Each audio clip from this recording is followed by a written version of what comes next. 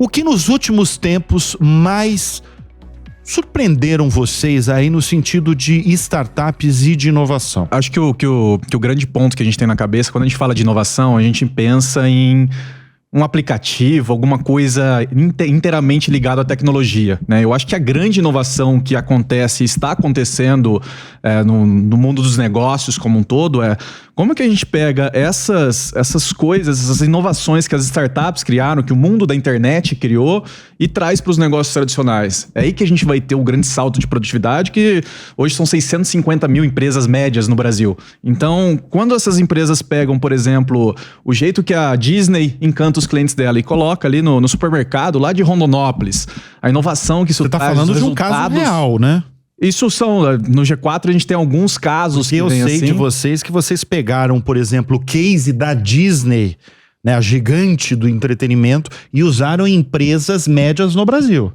Nós ensinamos como as empresas médias deveriam ou poderiam pensar na experiência do cliente deles. Então, já que você pediu um case, existe uma construtora lá em Goiânia, um aluno nosso, que ele tinha uma grande dor, os clientes dele tinham uma grande dor de, a partir do momento que ele compra o apartamento, ele não podia visitar, ou era um atrito muito grande ali para fazer visita no prédio, tanto para a construtora quanto para o cliente. Então ele pegou toda a jornada do cliente dele, viu que ali que era um grande problema, que o cliente queria visitar o apartamento que ele comprou e começou a pensar como que eu melhoro essa experiência. Então ele começou a mandar capacetes para a pessoa ir para a obra, já com a foto da família, começou a mandar um convite mais formal, uma estrutura para levar isso, obviamente não só isso, mas isso ajudou a empresa dele a crescer bastante. Então essa inovação de trazer coisas que talvez as startups, as grandes empresas do mundo criaram pro ambiente real, vamos dizer assim, pros negócios de tijolo e cimento, né, pros negócios da economia real, acho que é a grande inovação que a gente tem no mundo dos negócios nos próximos anos.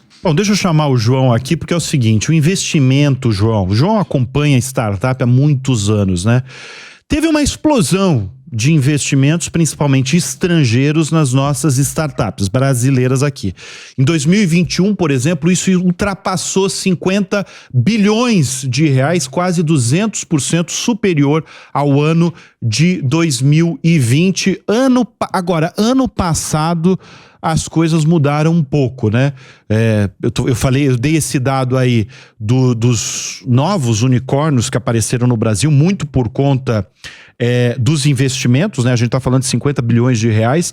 Agora, eu queria entender, João, qual é o panorama de 2023? A gente vai ter muito investimento estrangeiro no Brasil aqui. Eu sei que o mercado de capitais aí tá complicado no mundo todo, mas em relação à startup, vai ter injeção de dinheiro esse ano nas startups brasileiras? Como é que vai ser?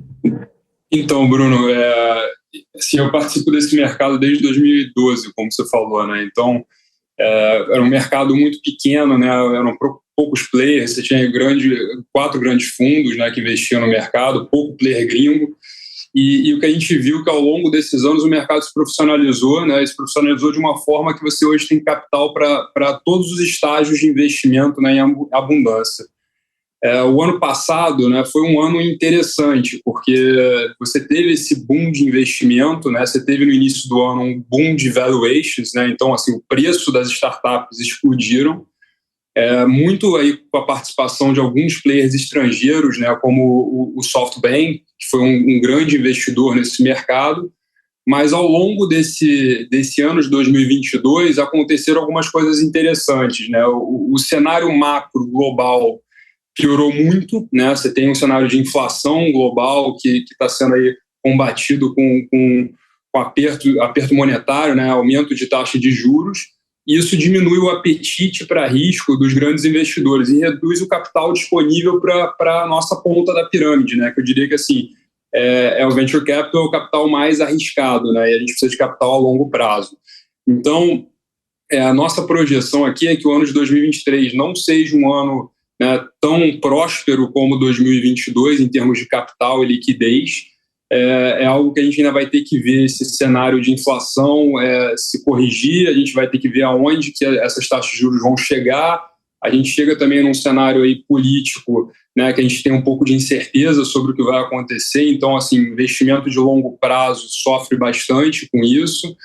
Então, assim, a gente olha muito para a parte externa também, né, assim, fora do Brasil, e eu acho que hoje em dia a gente vê empresas mais promissoras de fora do Brasil que querem acessar o mercado brasileiro.